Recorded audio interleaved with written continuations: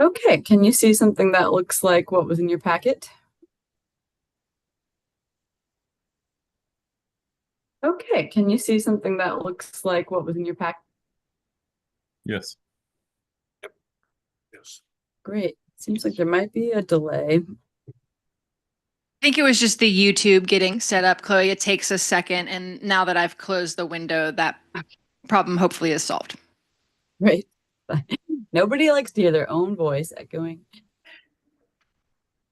All right, so for all that need a refresher or were not here last week, or sorry, last month, uh, what we are talking about today are some potential code amendments related to the climate friendly and equitable community rules. One division of those rules is regarding having cities and metro areas become more walkable and pedestrian oriented.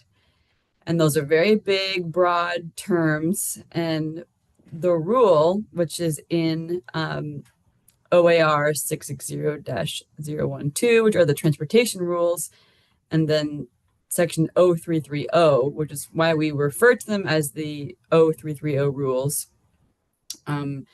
They are what establishes land use requirements, which are intended to improve walkability. And so overall, the rule says that cities and counties shall implement plans and land use regulations to support compact, pedestrian friendly, mixed use land development patterns in urban areas. They must support access by people using pedestrian, bicycle, and public transportation networks. So, as we found out through essentially an audit of Coburg zoning code, Coburg already does a really excellent job of providing standards for both residential and commercial areas that make a city feel pedestrian oriented and are also walkable and safe. However, one thing that the state, the Department of Land Conservation and Development, did in order to help cities more closely comply with these rules and have walkable standards was they created a model code. And so through this project, we both looked at how Coburg does or does not comply with sections of the rule, the 0330 rule, and also if we think there's room for improvement, how could we use the model code suggestions to bridge that gap?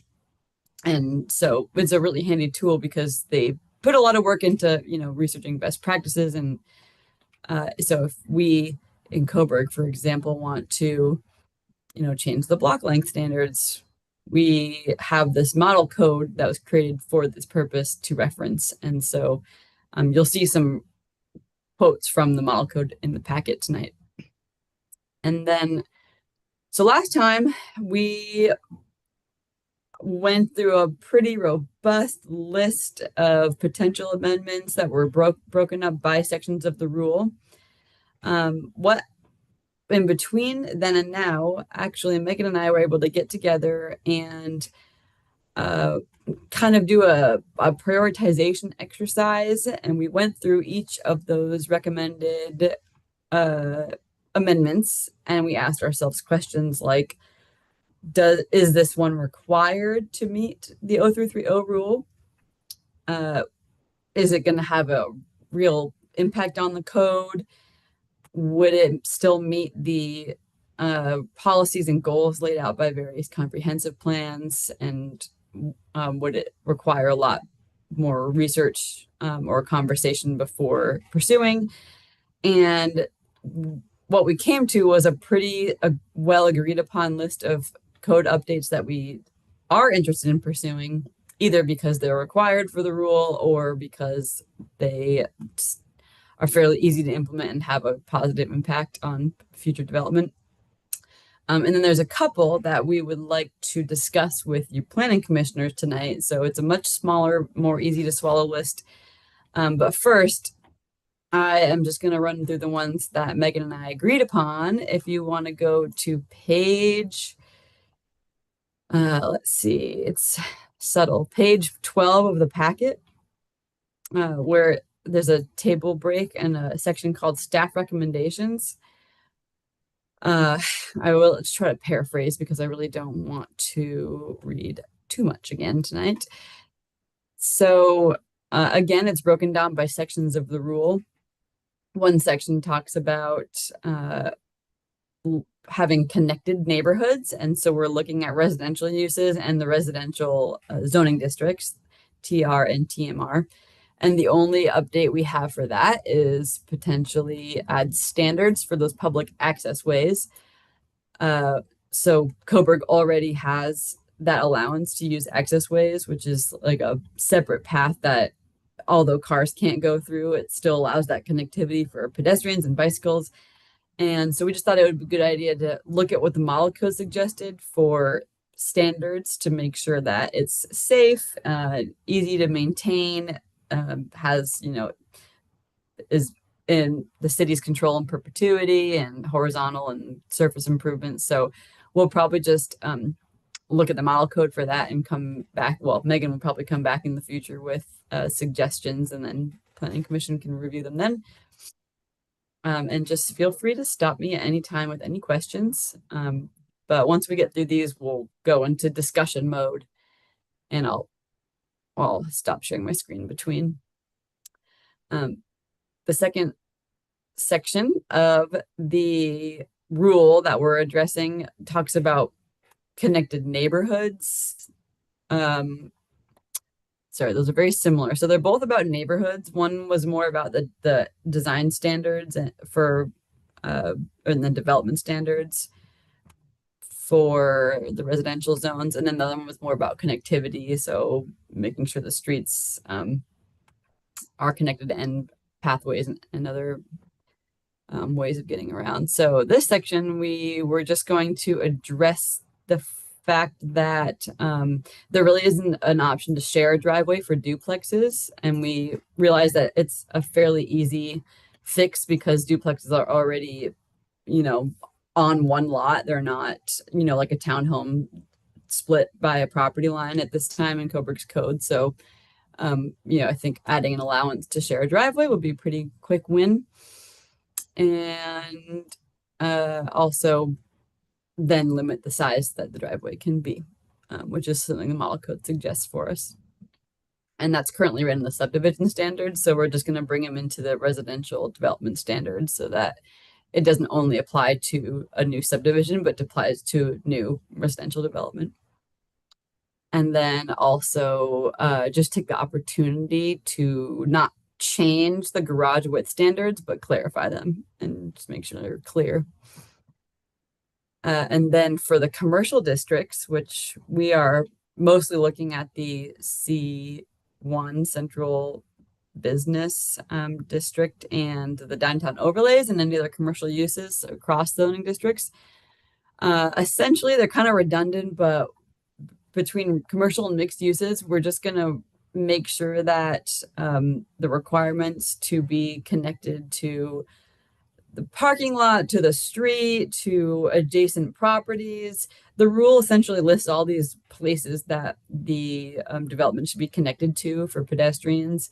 And we're just going to make sure that all those places that the rule lists are listed in the code as well. So that's kind of where these two come from. And then, adjacent properties connectivity. So it's really about that connectivity here. And then the final one is to incorporate specific standards for distinguishing pedestrian walkways through parking lots.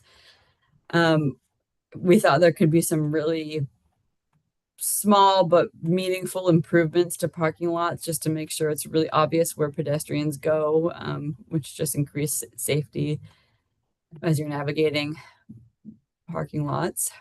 And then quick one. So there's a whole section on drive-through standards and auto-oriented land uses.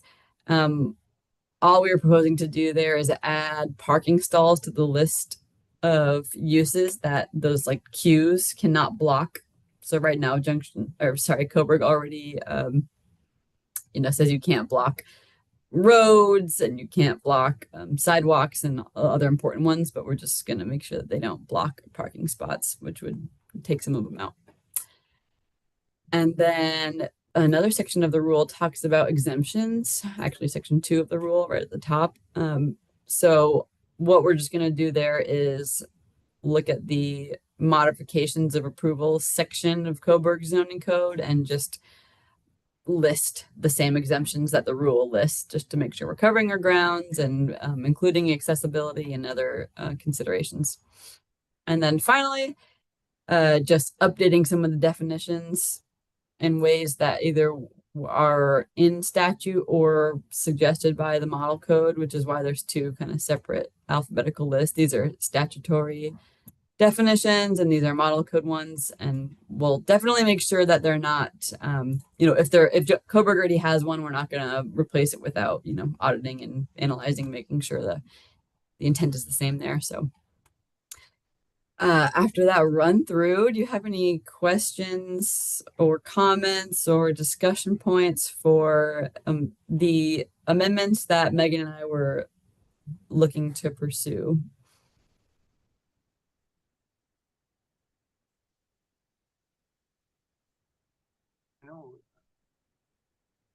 Several years ago, we did a look at the highway commercial properties, looking at parking standards and trying to come up with parking to assure that pedestrians or people that were or customers had safe walking routes to and from the parking lot into the store. There's quite a bit of discussion about that. I don't know if that applies into this particular thing or not. It does, and the code does currently have some language about circulation and these.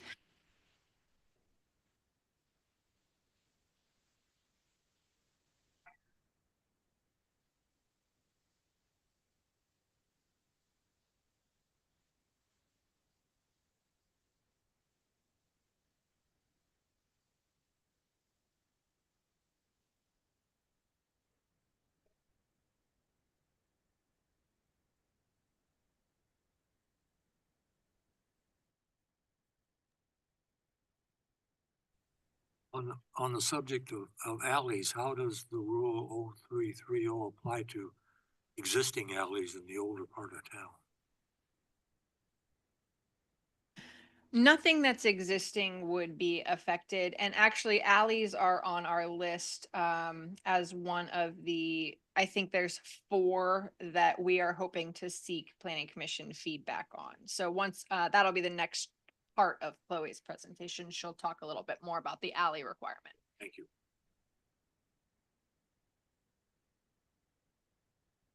These pedestrian facilities, we talk about walkways, paths, for bicycles and pedestrians. One of the issues, new bike paths that we've got is motorized vehicle use. And I'm not sure how we control that. A lot of it's electric bikes, electric scooters, ETVs, those kinds of things, using motorcycles. That was a good one, that motorcycle. This is something the Park and Tree Committee is looking at. I know there has been some talk about just that very topic, different types of new electric mobility things that are using the Booth Kelly Trail that wasn't particularly designed for that. And so the Park Tree Committee is looking at some regulation around that, perhaps maybe not allowing for motorized bicycles on that path. I would guess that will kind of come down to an individual location policy decision. Well, the reason to bring it up, it's just the fact if we're adding walkways and pathways and new developments between homes, because the lot length is long, fall into an issue where you've got motorcycles going down beside your house, you've got security issues, et cetera, et cetera. curious if they're, no.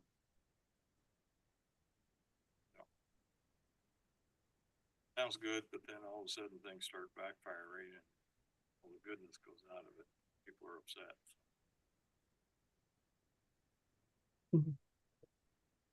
I'll just say that real quick, Megan.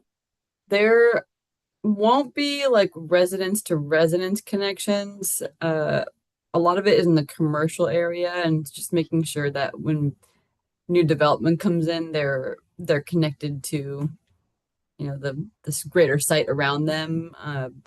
But as far as the residential sections go, I think that kind of recreation will be left up to the pathways, which subdivisions might include, and that is definitely a pertinent conversation about those mixed electric mobility types.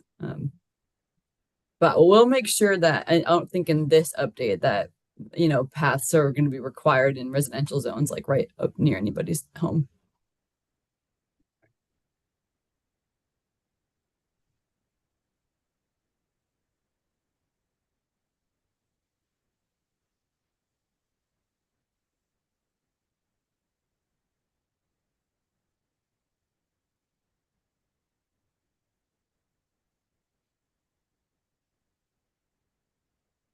Right. Is there any other?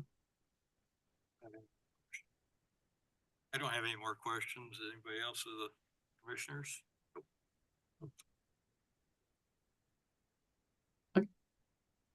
Exciting. So if we move on to the next section when we're hoping for some more direction from the commissioners, the back up on page 6 of the packet tonight. It starts breaking down, as Megan said, the 4 additional amendments we wanted to talk about. The first one being reducing the maximum block length standards to 500 feet and require public access ways for anything over 350 feet. The guidebook says, so referring back to that guidebook that DLCD made on behalf of this, you know, to help implement the transportation rule, they went and did that research for us. And what they said was that more connected block and directness of routes to and from key destinations. More connected block networks encourage people to walk, roll, or bike to access destinations and facilitates transit use, as users may take direct and convenient routes. Direct routes encourage movement between destinations and increase the convenience of traveling by foot, bicycle, or mobility device by providing safe and connected routes. Limited access street designs with only 1 or 2 points of entry and exit that rely on arterial streets are discouraged. Smaller block sizes reduces walking distances and out of direction travel and promote route and mode choice. Alleys enhance the street network, providing mid-block connections and provide an alternative for locating utilities outside of the public easements. So I think what we had kind of talked about last time was that what's it going to do to shorten the length, and how does that play in with the access ways that Coburg already allows? And I think one key distinction that comes from the model code language is that they say that the maximum block length standards may be met with a full street connection or a pedestrian/bicycle access way. So I think in reality, not a whole lot would change from the code you have now, which I believe is just 600-foot maximum, and access ways can be used if it's an unordinarily long block. And then the model code is talking about on 2 acres or greater connections, or access ways must be spaced no further than the maximum block length, which they also distinguish between acre sizes for the sites. And also in your packet on the following page, I just included an example from Coburg's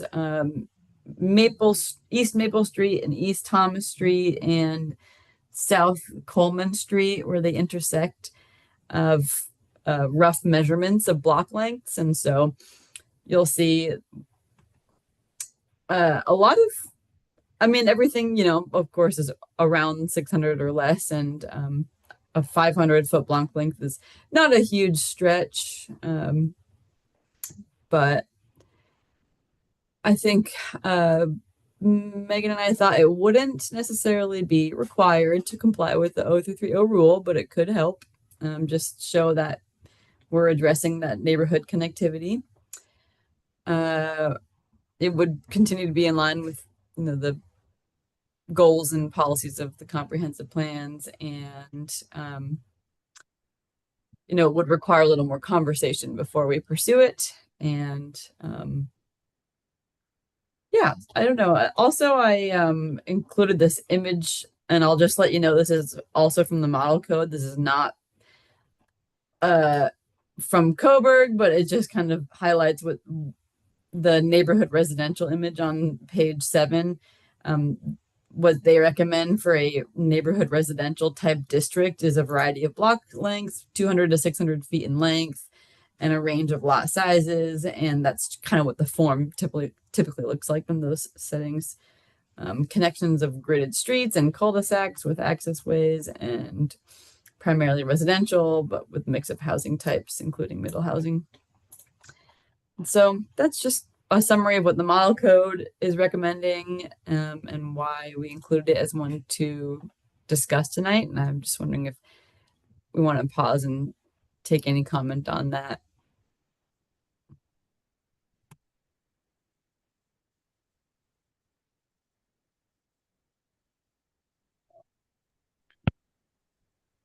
Just on block length, this is Commissioner Wood. Just on block length, 600 seems excessive.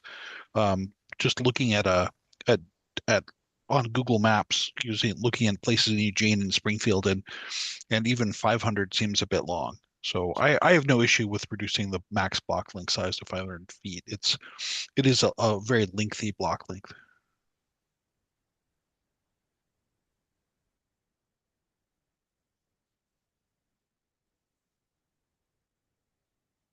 We handle exemptions, situation like that, length of the blocks. Where would that fall in? The model code provides some exemption language.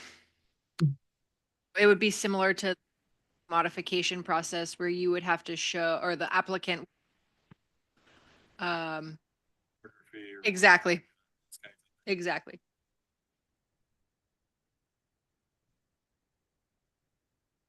These pedestrian bicycle paths, we have specifications on those as far as widths? They're supposed to be like hard surface, etc.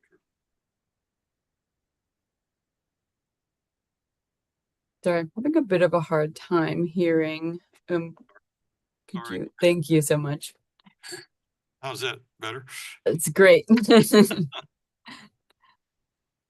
I heard pedestrian bike paths and Well, I just asking about the pedestrian bike paths dimensions and what, if there are requirements as far as specific widths they have to be.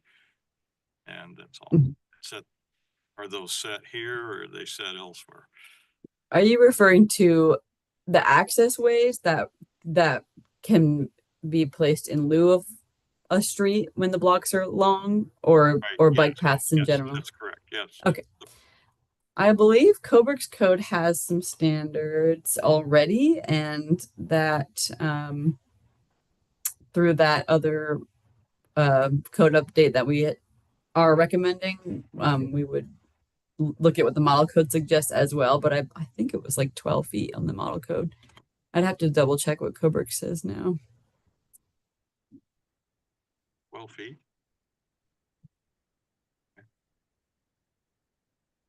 Yeah, I can look it up as we talk.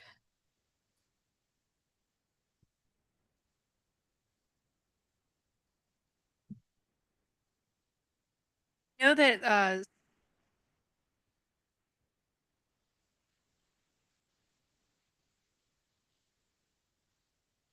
No, no.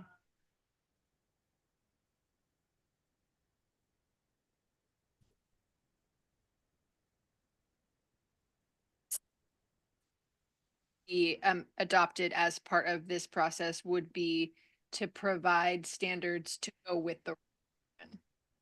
Okay. Hmm. Do we have guidelines on that? And what are they? Sorry, was it the access ways? Also, Megan, sometimes your audio cuts out a little bit for me. I'm not sure if that's true for the other commissioners online. Um, so I apologize for missing snips of the discussion, but were you wondering about access way standards? Because I found them in the model code. Okay. No, let's see. Right of ways must be 10 to 15 feet wide. That's, I think, a choice the city can make. Endpoints visible from both sides, no horizontal obstructions, and a 9 foot 6 inch clearance, vertical clearance, surface improvements 8 to 10 feet in width, and impervious, asphalt or concrete, unless pervious pavement had been approved by the city engineer. And I could continue, but there's slopes, and sufficiently straight. These So- would be public right of ways. Would they be, Mhm. would they be available for public utilities also? Underground utilities? Would that I- be? would I they don't think there'd be a- use those for potential underground utility placement? Water, sewer, power, God knows what. I don't see why not. I don't think the model code addresses that specifically, but I mean, it is, as you said, public, and it would already require an easement, so I'm sure that could be included in the easement language. I just might make note of that, Mhm. as part of your development process, that's gonna be one of the things they're gonna be looking at is where they can put utilities, and if they can use that bike path as, if they're putting one in, there's a place to put some sort of utility. So that would be allowed. Okay.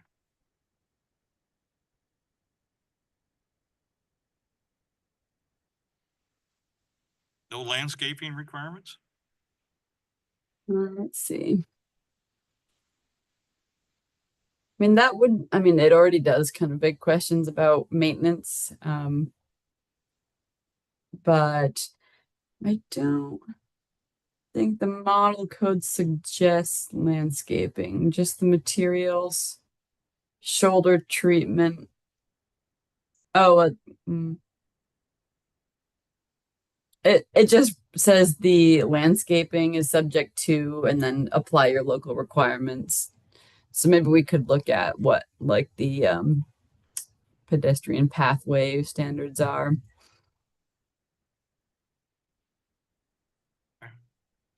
The So I'll make a city note of is that. also, with limited resources, struggling to maintain the existing right of way. And so it may not be that landscaping is desired depending on the location and ability to maintain appropriately.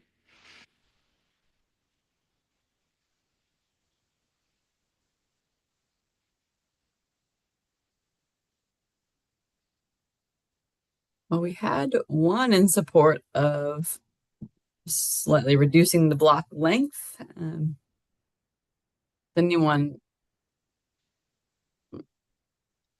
I don't have any comment one way or the other. I think it's fine. I mean, I understand the connectivity business. I haven't seen that as an issue within Coburg anyway. Hmm. The only time I've seen an issue is between developments, is when we've had issues of connectivity from one community, one development to another development. We've had connectivity issues, but that's all. Hmm. I'm not sure how that would apply here necessarily, or would it? Megan, with that, I'm talking about the Hatfield and the Abbey Road Estates, No, okay? 'Cause there's No. no connectivity within those two developments. yeah, and nothing that we're proposing today or talking about today would have any effect on existing development. So we couldn't come in and say, now you have to open up this pathway. It Understood, would but- just, yeah. Going forward, though, Going forward, looking at something like this, it would be more like what we've seen in the Coburg Creek subdivision where there is a pedestrian connection. that wasn't really, as I recall, there wasn't anything in the standards that required that. But we put it as a condition as part of the development, but there was no, we had no development. Is that correct, standard? To make I that- can't remember if that was required, or if it was just, desired design element. Correct. Yeah, You see what I'm getting at, because it's. yes. This would ensure that that's connectivity. What I'm after. Okay. And I'll definitely double check that because that's definitely one rule of the goal is connected neighborhoods. And so making sure that that is a requirement rather than a option is would definitely get you closer to complying with the 0330 rule. You know, it must be addressed somewhere in the language or it would have stood out, but also there's been so many iterations and reviews and audits that it's very possible something slipped through the cracks. So I'm making note of that to double check. Interdevelopment connectivity. I think you're right. That was just a condition we put on there. It wasn't required. I don't think so. That's a great point. And I think that was a result of what we ran into with Abbey and Hatfield. Because we lost out on neighborhood connections, access to the parks, etc. I think it's really between developments, not in a particular one development, but joining developments. If going from one to another, making sure that there's connectivity between those. So it sounds like what I'm hearing from the commission is that we're in favor of moving forward with this.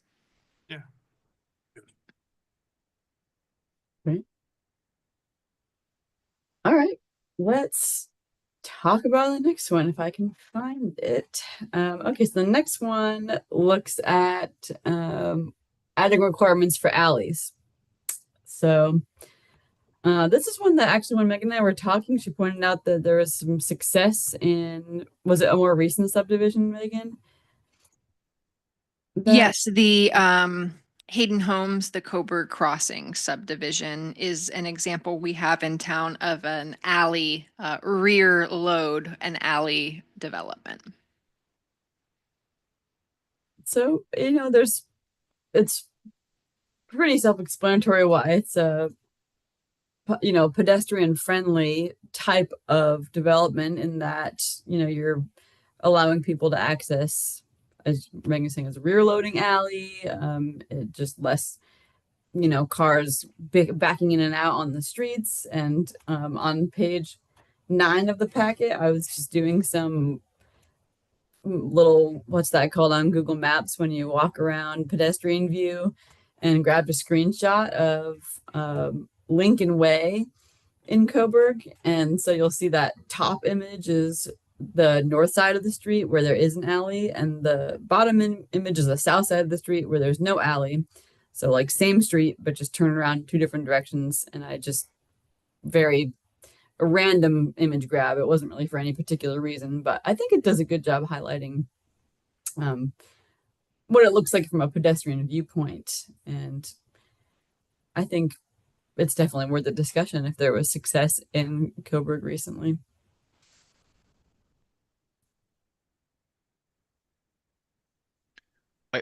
From my perspective, I actually walked by both these places in the last couple days, and it's much more pleasant to walk in the areas where there's alleys, where all the cars and things are behind it. Maybe it just gives my dog more reason to sniff around, but and it's safer. But it's a lot nicer. You don't have to fight garbage cans and vehicles, and generally people, if they're out in the front. So that's all I have to say.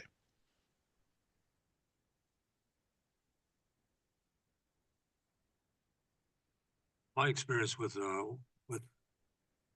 alleys in the one over on I-5, the subdivision. What do we call that? Hayden? Hayden, thank you. Yeah. Hayden subdivision is that there's no, well, I recall the alley's dead end. There's no access beyond the endpoint. And to walk down that alley, it's pretty much like you're walking in on their street, a private street. And it's just a very uncomfortable feeling. I don't know how the property owners, the budding property owners, walk up and down their alley. But, well, I think there would have to be some egress out of it, or why otherwise I don't think it's effective at all.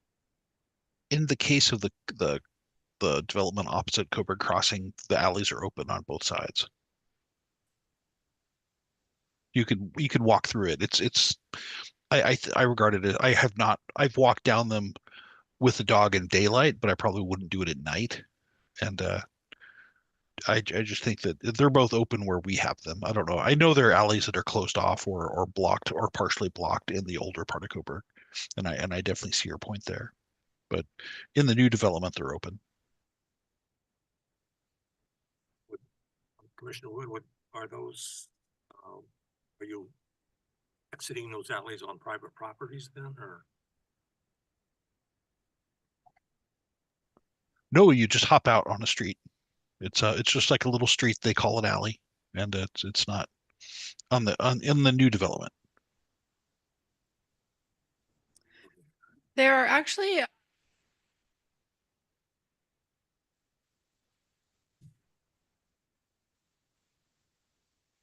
grass, or they look like part of someone's yard.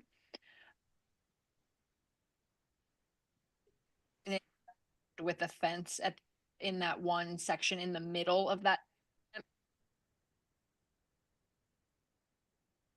Increase activity.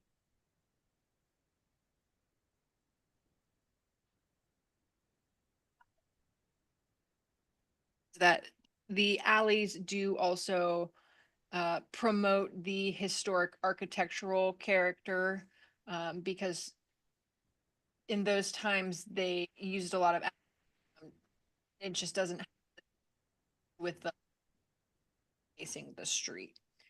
So it kind of in line with a lot of the well liked in Coburg in historic.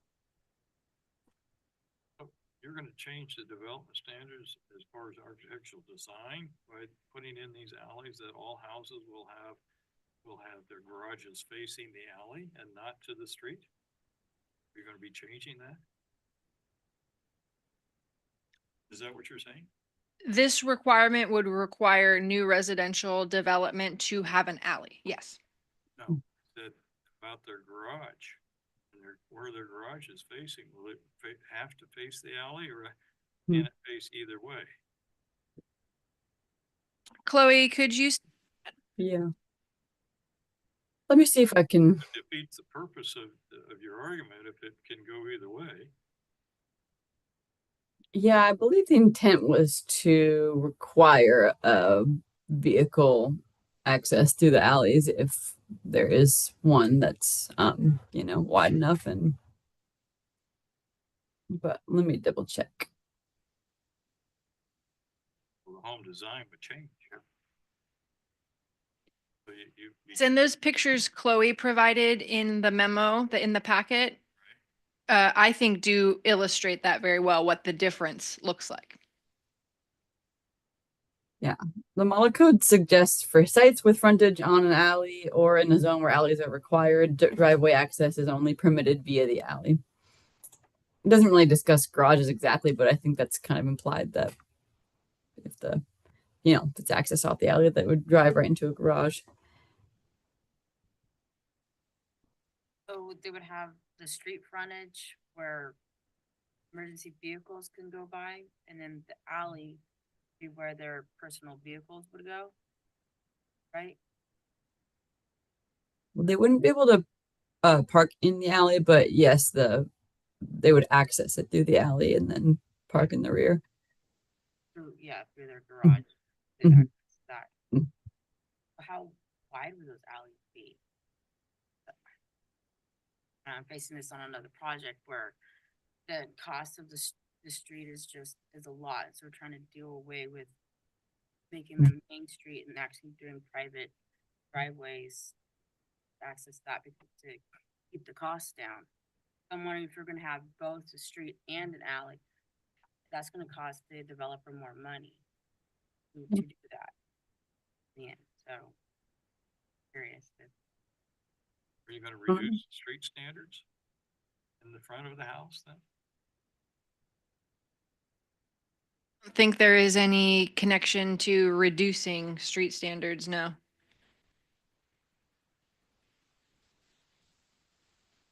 the cars. Code does have alley standards. I'm not sure if the model code is for something different. But typically alleys are quite narrow. Yeah, but Mhm. requirements for an alley now. Right? But now we're gonna say alleys are gonna be required.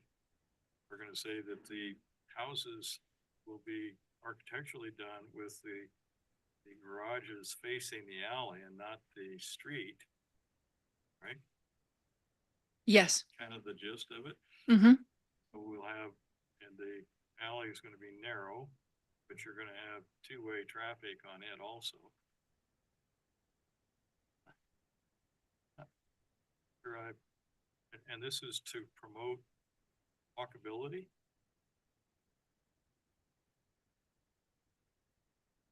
Correct. They're gonna have like so for the street standards, then is it still gonna be parking can just be lined up on either side, or there's gonna be like little pockets, like what was done over in the Hayden? Hmm. Is what I'm asking. Is there standards for that? I would. Instead of, like the parks, it's on street parking be like car after car after car. Is it gonna be like little turnouts for them to park in, little bump ins, or is it just gonna be like a row of cars parked on the street? Can they currently park on the street? Well, I'm just curious if what was the design standards for the streets that have the alleys in the rear? Are they gonna Yeah. have the bump outs or the bump ins for the cars to park? I think it would vary by site. And then what about those families that have the the extended living where there's, the grandmother, the son who's driving, the friend who's visiting, they're Mhm. gonna be parked somewhere, right? They're all not gonna be parked in the alley because there's no parking in the alley. You'd allow for the parking in the front. I don't know, it's just what I'm curious. It wouldn't prohibit parking in the front. There would still be right of way parking of some fashion, I would imagine, and I think that design would be based on the site. I'm not sure I'm seeing the need to force this aspect of it, and I could be missing something. So what's the push to make it code and now a requirement to have the alleys and force the design to change and force the developer to change the whole neighborhood? Not going forward. I know existing stuff would say the same, but Yeah, what's the trade-off for the incentive? I think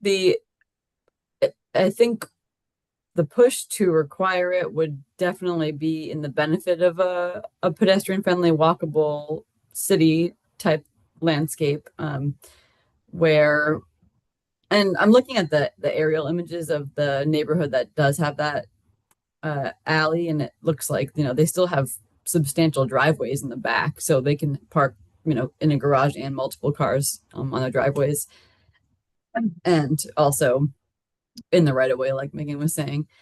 But yeah, I think the trade-off. So yeah, the pro would be, you know, like that image in the packet shows is just like this kind of more friendly design where there are less cars and garages featured as like the main front of the building when you're walking around.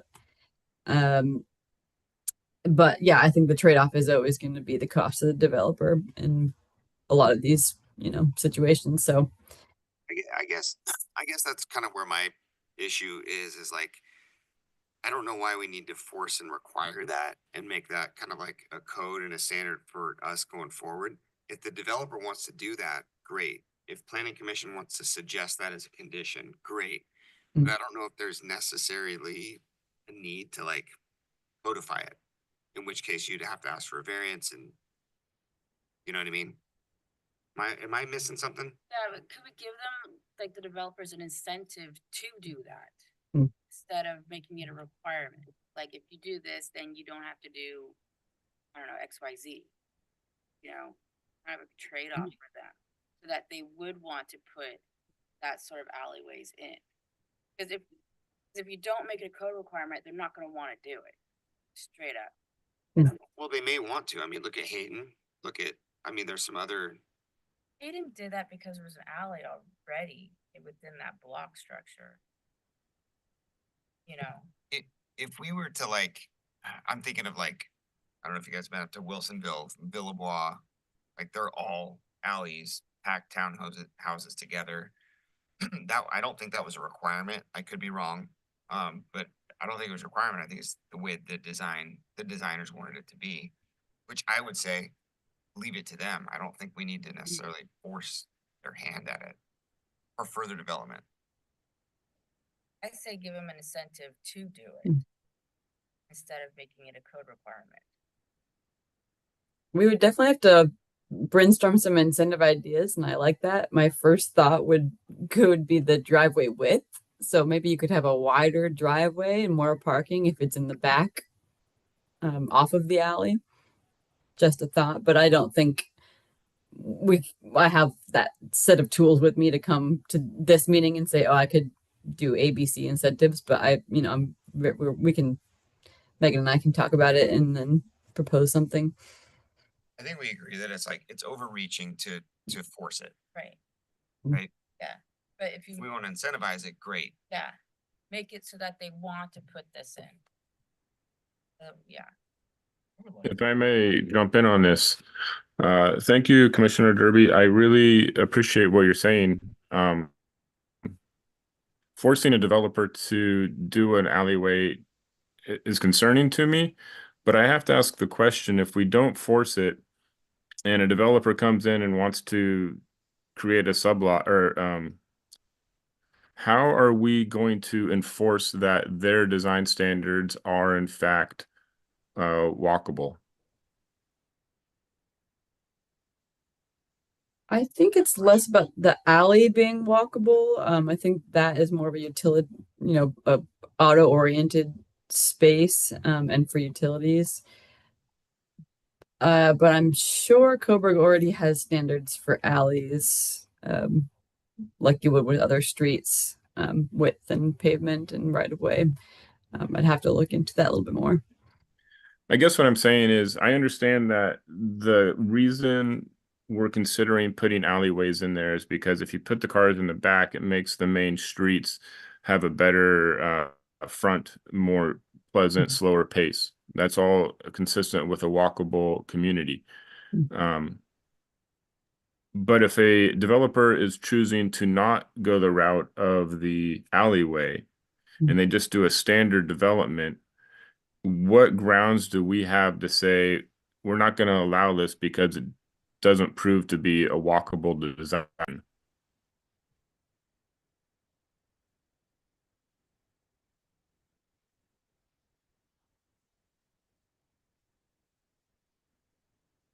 I don't think we would, other than just the request, right? Mm.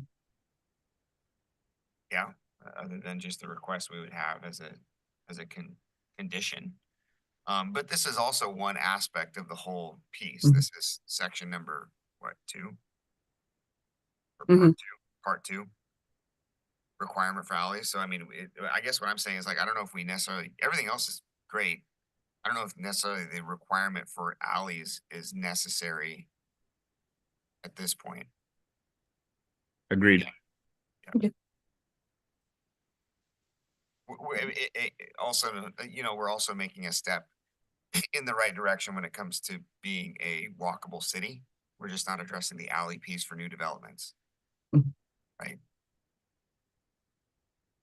I would agree. And just to build off of that, you won't ever come to an application with a criteria of is it walkable or not, but how we are doing it is implementing walkable design standards and development standards, and a series of them, which, as you know, Coburg does have a good amount of. So I think we're, like you were saying, we are addressing walkability through a suite of standards and deciding on what's the right size for Coburg, what can we expect of developers, what's maybe it's too far, if that's the opinion. So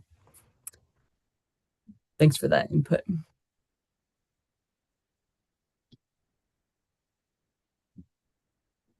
Okay, so it sounds like I'm hearing a no on that.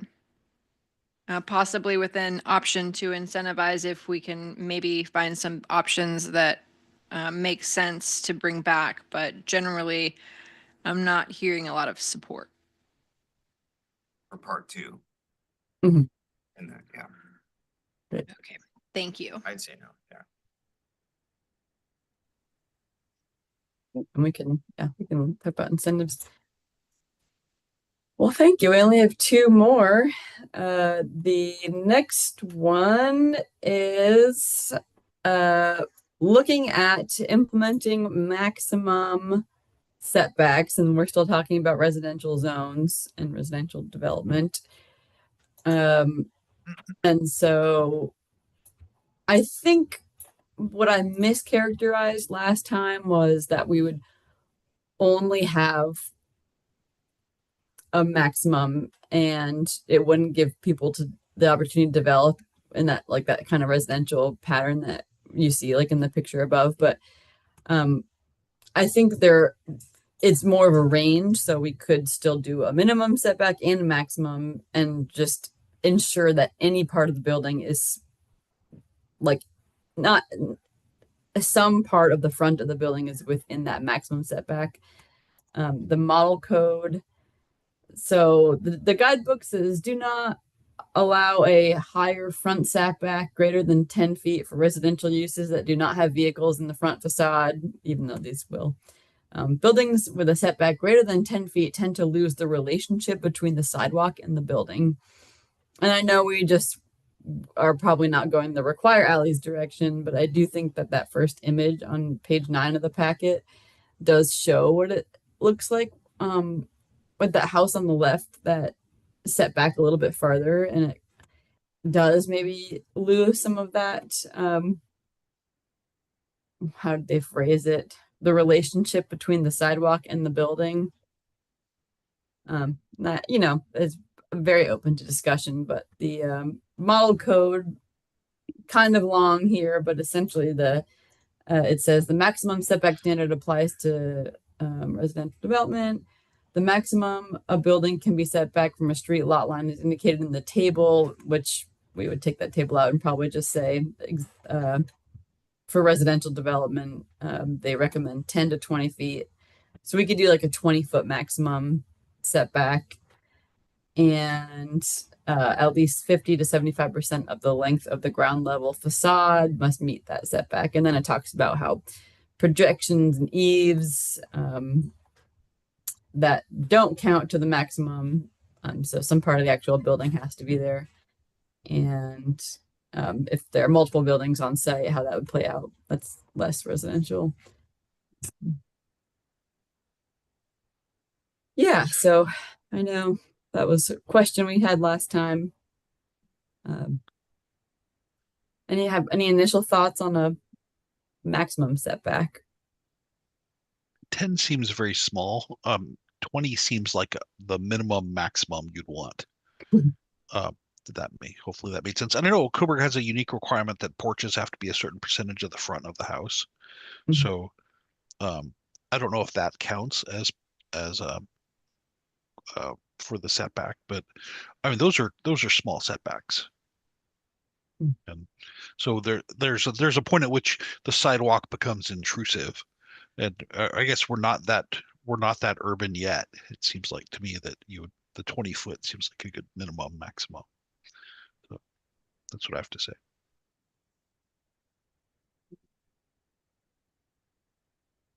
For context, the current minimum front yard setback in the residential is 15 feet. Thanks, Megan.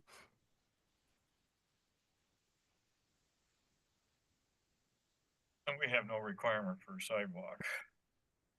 Mhm. Because believe that within our, I can't remember what it is, document that the goal that Coburg streets are our sidewalks. And therefore we don't want sidewalk. Yeah, their sidewalks are not part of our street standards. And there has been some anecdotal information about all modes sharing one street. I think we are starting to hear from more of the community that sidewalks are desired. And so there may start to be more of them, but they are not a requirement, no.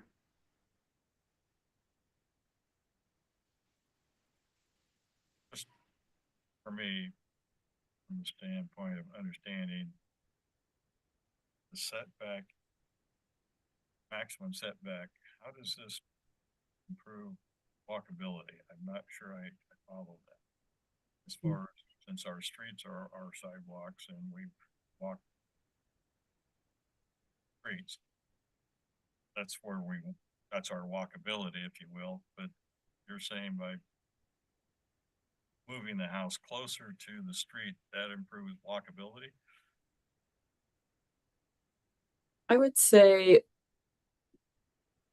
not that it's not necessarily making a space more walkable. Maybe it leans more to that pedestrian oriented language where it's more about the pedestrian experience from the street and the relationship that you have to the development, and just again kind of the way it brings people closer to the street, interacting with that environment. And Walking closer to the front of the house makes it more pedestrian experience?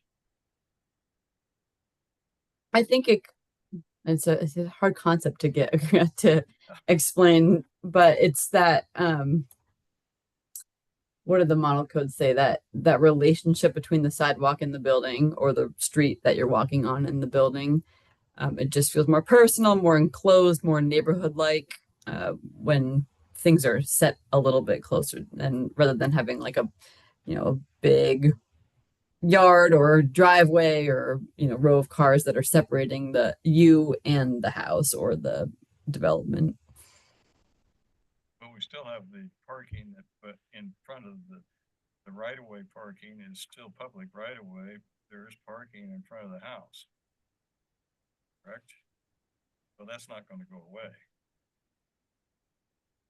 Nothing will be changing there. I'm not sure. I mean, I guess. So unless you're taking away as part of this deal, take away some of the street standards, say public right-of-way is going to be reduced. So to reduce the amount of on-street parking.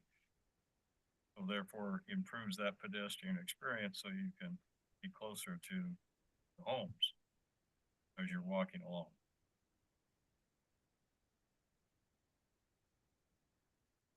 Yeah, I'm not sure how parking in the public right of way goes right now. I assume that people prefer in a driveway, and then overflow would be on the street. That's but I understand your point. If there's no sidewalk, then are we really, engaging users with the development if there's already cars in between that them and the house. So I hear what you're saying. I'm just questioning Mhm. the idea that by pushing the house closer to the street, Mhm. requiring the house be closer to the street, improves walkability and I think you said pedestrian experience. Mhm. I'm just not, that doesn't compute here. I can't get that vision. Mhm. And I happen to agree that the If porch developer is. wants to move the house, within 10 feet of the street, just right now, he cannot, he has the minimum setback, 15 feet. I suppose we could change it to 10 foot, allow the developer to decide. But I don't know if he would be doing that because he wants to improve the walkability of the neighborhood necessarily. So, more of a land use type situation. Not sure I'm in favor of setting that 10 foot maximum setback. So make sure I'm reading this right. So minimum would go from 15 feet currently to 10 feet. Maximum. I'm trying to get the min max here. I think the minimum now is 15. Yep. What we are looking at could vary based on what you all would like to see. So the But the minimum- suggestion is, Chloe, could you remind us the suggestion and maybe some options? Yeah, I mean, I believe the model code doesn't use a minimum at all, and I think that developers are still welcome to set that back. But I think they recommend a maximum of 10 to 20 feet, which I agree we could stick to 20 feet as our baseline as a maximum. as a max, Or we could yeah. do like a minute, we could make different decisions. We could do a minimum of 10, maximum of 30. Um, nothing set in stone here. Just conversation. Yeah. But the maximum currently is, There currently is not a there's maximum. no maximum. There is just the currently. Got it. minimum. Yes, Okay, there's only the minimum of 15. correct. Okay, Mhm. we'd be moving the minimum to 10 with a maximum of 20, given that window.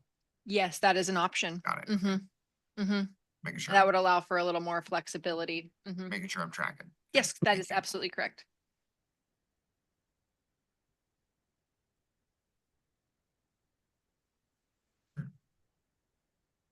So when I go and when I design houses on a lot, I look at the right of way, the setbacks, the Mm. property lines, and then I put in the setbacks. And once that setbacks goes in, that gives me the buildable area of Mm. that lot. And then I look at the, what is the ratio of the building to it's late in the day, I can't even think. The Mm. permeable surfaces, the building and the non-permeable, and then I look at that ratios, and that sort of gives me the buildable footprint of the building. So if you change that, it makes like a maximum and not give them a minimum. You have to give them a minimum because that's the only way that you can figure this out. Coming from a design standpoint, if there is no minimum, then you're like, well, that means I can go all the way up. Which is what it means. Yeah, There is no minimum. yeah. So there has to be that minimum, otherwise they can build right up to and that would be no good. I don't think. Totally agree. Yeah. Yep. So there has to be that minimum, and if you want to give them that maximum, okay, then that gives you more variety to do. From your point, it's unlikely when you're building and developing to probably go to the maximum. You Yeah. kind of want to maximize your buildable square feet. You're gonna want to maximize the buildable square feet and give them some sort of backyard if they Sure. want it. If the person doesn't want a backyard, then okay, how big of a building can I give So you? are you asking if there's even necessarily a need for a max? Yeah. Okay. Well, I see the need for the max. 'Cause if you don't put that max, it means they'll push it all the way back and not have Like in the a picture. backyard. Yeah. Yeah, Like that, I walk that street every day, and it's that one when they're pushed back, it does feel awkward. Yeah. It seems like you feel distant from that house as far as instead of the other ones that are closer. You see them in the yard, you know, wave as you walk by. Yeah, so in the context of walkability, having that maximum there That would at help. 20 feet or whatever it is, That definitely would help the walkability, to your point, Chloe. But then also have that minimum. Yeah, the minimum's needed, Yeah. for sure. Yeah, sounds like we're kind of looking for, a little space to provide some yard in that residential context, but not so far back that it feels disjointed, disconnected. I'm liking the 10 to 30 foot range. I don't have a lot of other examples at the moment. Some way that we could do in the development that they're consistent within the development as far as their setbacks. Way we could do that. Or is what they do throughout. See, when getting like a master plan development, you can, your homes need to be within this 10 to 20 foot range. They can't be further back than one can't be 30 feet, another one 10 feet, that type of situation. Mhm. Something like that. Where they're basically the homes are somewhat consistent in their. Well, I guess tightening that range would bring that consistency. So if you said 10 to 20 feet, that would be the range. Also, not all lots are shaped the same. So you think it might just not be practical to require them all to be the exact same. Yeah, right, got you. Mhm.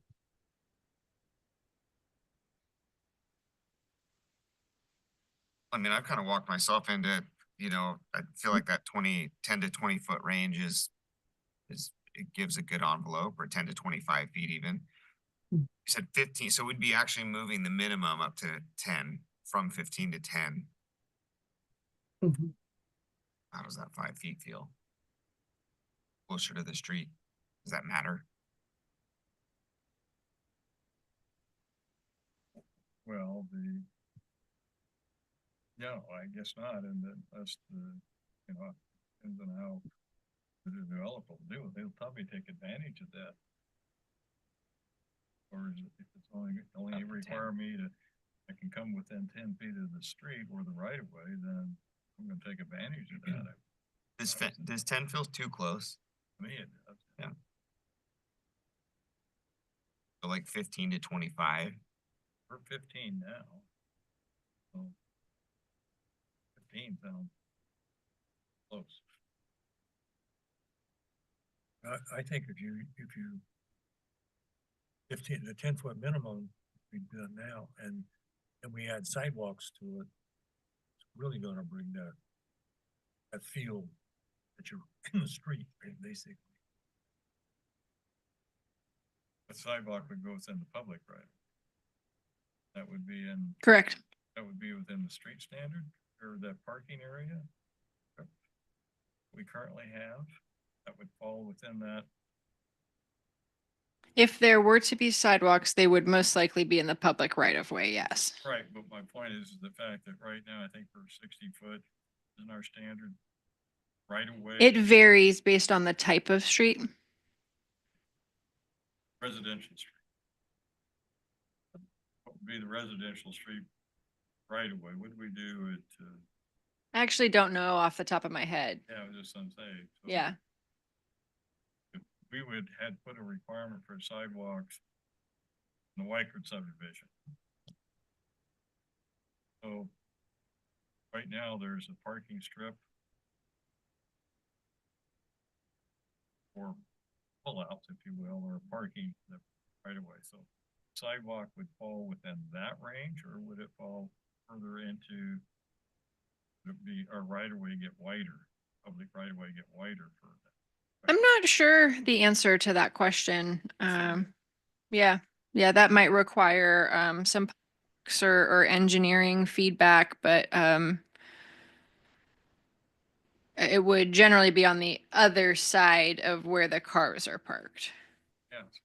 So that means wider right of way for sidewalk. Mm. What if we went 12.5 feet to 22.5 feet? 12.5 to 22.5.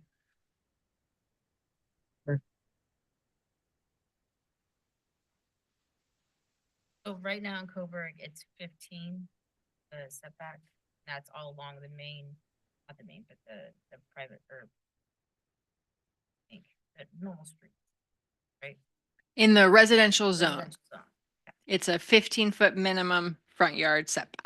all along Coleman, Mackenzie, Lincoln, all 15 setback. Yes, but some of those may have been constructed before that standard was in place.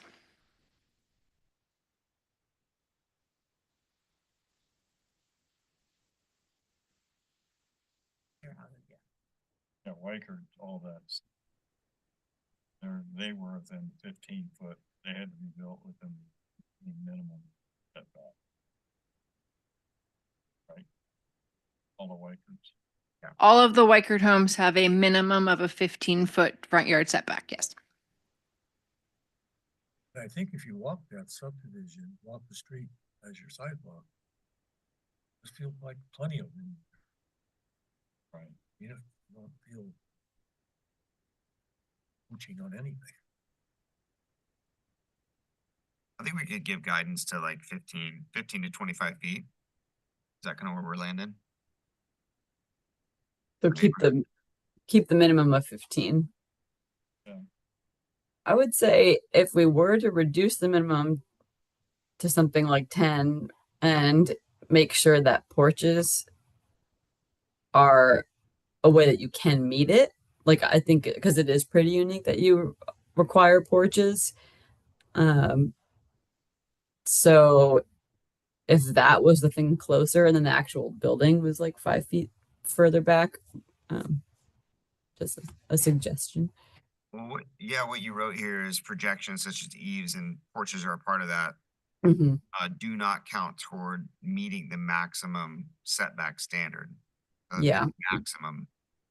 That was the model code, and we could, adjust it for Coburg. So I think porches would be a good thing to address here for sure. So the facade of the house could be at 15 with a 5-foot porch. You're now 10 feet from the road if you count the front of the porch. So the verbiage then would be porches don't count, or is that what you're saying, Chloe? I was thinking if you do reduce the minimum setback to 10 feet, but say that porches do count. Oh, I So see. that Got it. then the actual building facade would start probably a little further back than the porch in some scenarios. I like that. That sounds, to me, that seems like that works. Porches are also required to sense. be a 5-foot minimum width, so that would fit right in that calculation. So then you put your house at 15 and then your Your porch gets you to 10. Yeah, because if you got a porch full width of a house, lost it. Yield it. So if it's only a 5 foot wide, that's. I don't have a strong feeling between 10 or 15 personally. So Not with it, not with just the porch. Darn. Don't see the barn. House be within 10 feet of the street.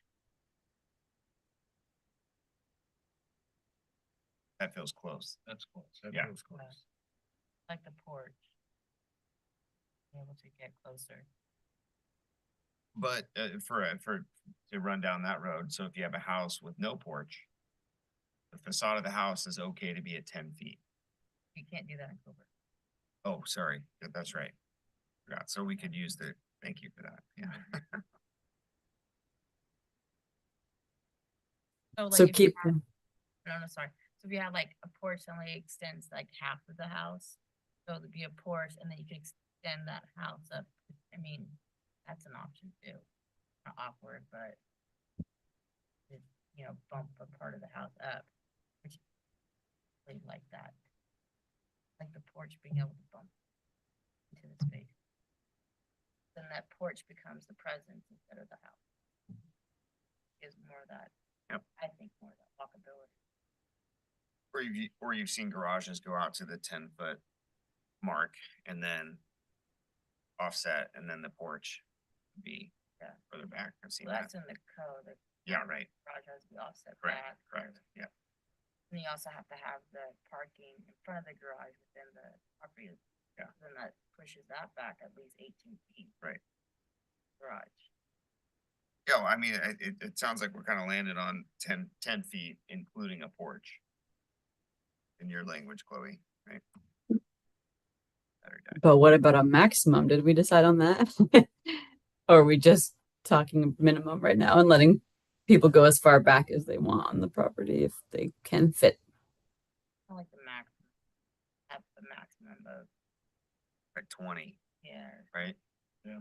The 10 to 20 that you had written there. Great. Yeah, I like keeping it in 20 or less. For the maximum. Okay. But porches still count, so yeah, they could do.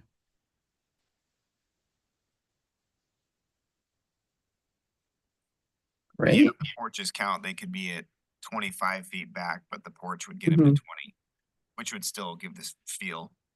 That's Mhm. good. Sorry, it took us 35 minutes to get there. No, this is, I mean, these are pretty big decisions. I feel like Right back to where you wrote it. It's almost like staff knows what they're doing. It's crazy. it's the model code. It's not so much me, but I'll take credit. Great. That just leaves one more. I mean, these are like some real changes. I think, I mean, I also work with Junction City a lot, and these commissioners don't, they're not seeing much at all right now. They would love to help make decisions like this. But let me get back to the last. Okay, the last one is about drive-throughs. And the proposal is to strengthen, make sure I'm on the right page. The proposal is to strengthen the walk-up service area requirements. There's kind of a lot of code to compare here. I copied the model code in and also what Coburg currently has. And The drive-throughs, you're talking about the highway commercial area, right? I think that's so where it's allowed. I think that the central commercial also does allow non-food related. So if you want like a drive-through bank or other service type, so it would apply to both. And talks about that drive-through facilities must provide at least one walk-up service area. Examples of walk-up service area include an indoor service area directly accessible from the public street or an outdoor walk-up service window. Walk-up service areas must be accessible by customers arriving on foot using a mobility device or bicycle. Customers using a walk-up service area must have the same or better access to goods and services as customers using the drive-through. Vehicle servicing uses are exempt from the standard. If the walk-up service area is limited to an outdoor service window, it must meet the following standards. The walk-up service area must be also used by the vehicle, must not also be used by vehicles. Walk-up service may be provided by facility staff or by automatic teller style machines. Walk-up service area may abut or be connected to the street by walkability or by a walkway or a pedestrian amenity space. The type of pedestrian amenity space may count toward the requirement to provide pedestrian amenity space, which is probably something we'd remove because that's referencing something else. Service access for pedestrians and bicyclists must be connected to the street by a direct and convenient walkway. Yeah, that's all of them. Coburg currently does have standards such as being located 50 feet from an existing residential use, shall orient to and receive access from a driveway that is internal to the development and not a street, is generally illustrated in a figure that you have. The drive up or drive through facility shall not be oriented to a street corner. Customer entrances must face the street. The drive up or drive through facility cannot be within 200 feet of the right of way, so a setback there. Queuing areas shall be designed so that vehicles will not obstruct any street, fire lane, walkway, bike lane, or sidewalk. And we're going to add parking stalls to that. And if ATMs are provided, at least one ATM shall be located adjacent to a sidewalk for walk-up use. And also that bicycle and pedestrian access to the drive-up or drive-through facility shall be allowed and indicated with signage and pavement parking markings. So I think it's kind of a matter of right now it shall be allowed, but isn't required exactly. And it does have some protections like the custom entrance face the street. But I think just what the model code does is bolster it further and just make sure that as much as an automobile is accounted for, a pedestrian is too. Megan, if you have any memory of our discussion as to why we brought this one, I think maybe we just didn't have a strong feeling either way and wanted more input. I think you might be right. Nothing is really standing out to me on this one. Yeah. I think we got tired of making decisions. Sorry, what was that? No comment. Comment. Is that a no comment? We're not interested. Appears to me that we got it well covered even with the existing, what we already have and. Excellent. I just want to make sure I'm capturing Yeah. your direction correctly. Yeah, it sounds like you were adding parking to it. That was one of the things we're adding, right? Mm-hmm. To things that the queue can't block. Yeah. I mean, I think that's a great addition. Something that we just probably didn't think about. So I guess that's what I mean by no comment. It's great. Yeah. Your suggestions are good.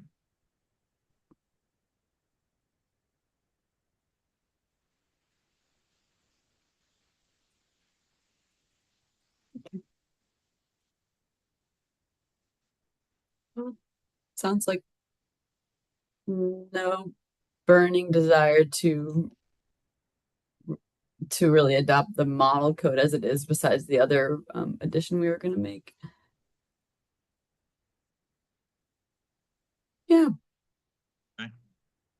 I think that'll be easy enough to make the argument that the drive-through standards meet the intent of the 0330 rule for auto-oriented land uses at this time.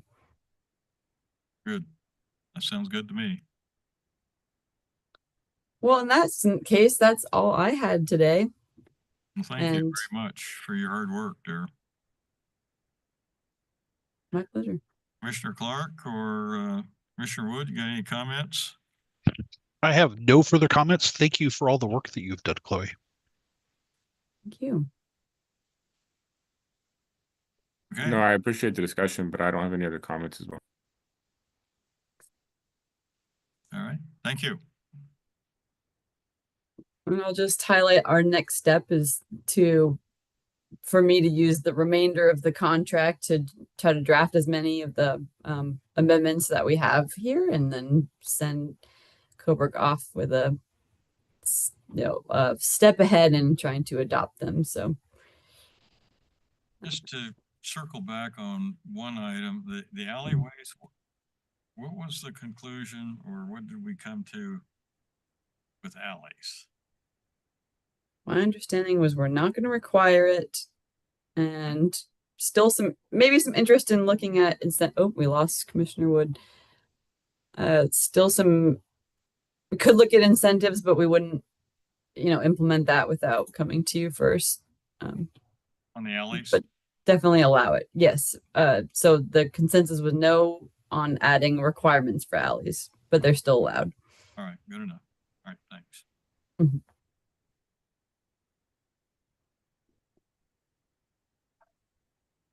No, I was thinking more on the old part of town, the existing alleys, in some of the alleys, there's no accessibility for people to use them as a walkway, but I think that must be a city issue rather than we have to police that better or Hmm.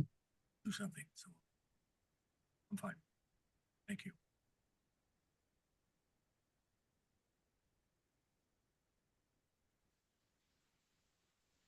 Okay, thank you, Chloe.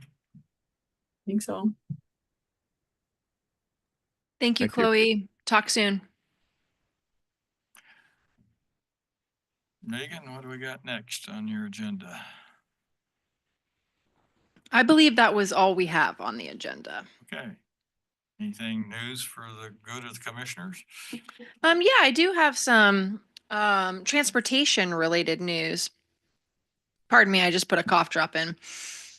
So the city is planning on applying for the TGM program this year to do a transportation system plan update, which you may recall is in pretty bad need of a major update.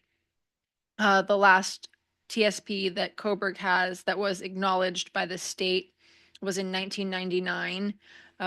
The city did do an update in 2013, but that was never acknowledged by the state due to the appeal and remand of the UGB expansion.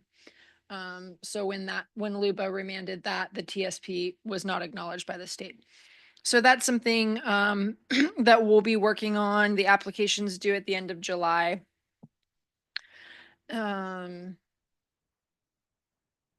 Are there any questions anyone has? I think there are some copies of the city administration report in one of the bins on your way out. There might be some useful tidbits in there. And if anyone has any questions, you can always feel free to reach out. What public involvement will be with TSP? As far as That's yet to be determined. I've not gone through a TSP update process before. I know that public involvement is a component of it, but I'm not entirely sure what methods will be used. All right. Should we be awarded? I'm not so sure on that. Sure. Okay. Any other questions this evening? Or with that, I will adjourn the meeting. Thank you very much, everybody. Thank you, everyone. We are adjourned at 7:27. Thank you.